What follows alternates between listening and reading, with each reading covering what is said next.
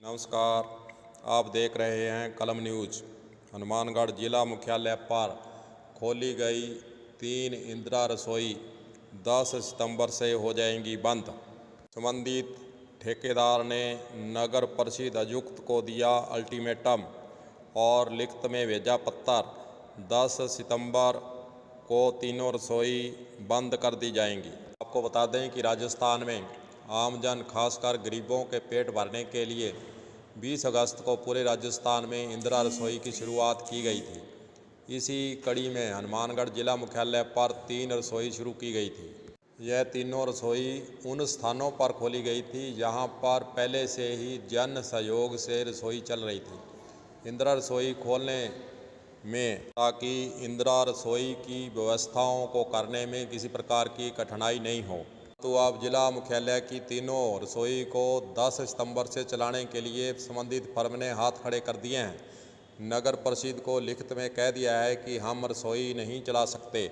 तर्क यह दिया गया है कि प्रतिदिन 6 बजे से 8:30 बजे तक मजदूरों को रखना पड़ रहा है तथा प्रति थाली पर 30 से 35 रुपये खर्च आता है, पर सरकार की ओर से 20 रुपये प्रति थाली हमें दी जा रही है। इस हिसाब से हमें प्रतिदिन 4,500 का घाटा भी हो रहा है। इंदिरा रसोई के संचालक महेंद्र शर्मा का कहना है कि ऐसी स्थिति में घाटे के सौदे वाली रसोई को कौन चलाएगा, इसलिए हमने 10 सितंबर से यह रसोई बंद करने का निर्णय कर लिया है। वैसे तो आपको बता दें कि रसोई खोलने के लिए नगर परिषद ने निविदा की थी तथा शर्तें भी उसी के साथ निविदा डालने वाली फर्म को दे दी गई थी। तो उस समय भी तो फर्म ने हिसाब किताब लगाया ही होगा कि क्या बचत रहेगी। आम जनता से रसोई बंद होने के संबंध में जब उनके विचार जाने गए और जो हमारे सूत्र भी बता रहे हैं उसके अनुसार इंदिरा रसोई को चलाने के लिए कंप्यूटर तथा वेब कैमरा जो लगाया गया है वह इसके रसोई को चलाने में एक तरह से आड़े ही आ रहा है, क्योंकि खाना खाने वाली की फ़ोटो अपलोड ऑनलाइन करना इसमें होता है, जिससे दिन भर में खाना खाने वालों का रिकॉर्ड अपने आप ही अपलोड हो जाता है। अगर वेब कैमरा व फ़ोटो अपलोड करने का सिस्टम हटा दिया जाए तो इंदिरा रसोई दौड़ने लगेगी। आप सभी कारण इसका समझ गए होंगे कि हमारा इशारा किस ओर है। आपको ये भी बताना चाहेंगे कि बीजेपी सरकार के समय भी अन्नपूर्णा रसोई चली थी, जिसमें प्रतिदिन के कूपन के हिसाब से फर्म को भुगतान होता था तथा किसी को कुछ भी नहीं पता चलता था कि कूपन खाना खाने वालों के भेजे जा रहे हैं या फिर बिना खाना खिलाए कूपन का हिसाब हो जाता है।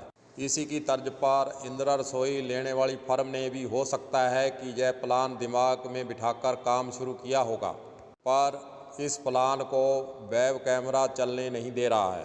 इसीलिए अब घाटे का सौदा मानकर संबंधित फर्म ने इंदिरा रसोई चलाने से शायद मना कर दिया गया होगा। हनुमानगढ़ जंक्शन ट्रक यूनियन के पास चल रही रसोई पर जब इस संबंध में बातचीत की गई तो उन्होंने कहा कि अगर किसी कारणवश इंदिरा रसोई बंद होती है तो जन सहयोग से पूर्व में जो संचालित है बालाजी रसोई वह हमेशा की तरह हम चालू रखेंगे। बालाजी रसोई को हम बंद नहीं करेंगे, जो कि जन सहयोग से लंबे समय से चली आ रही है।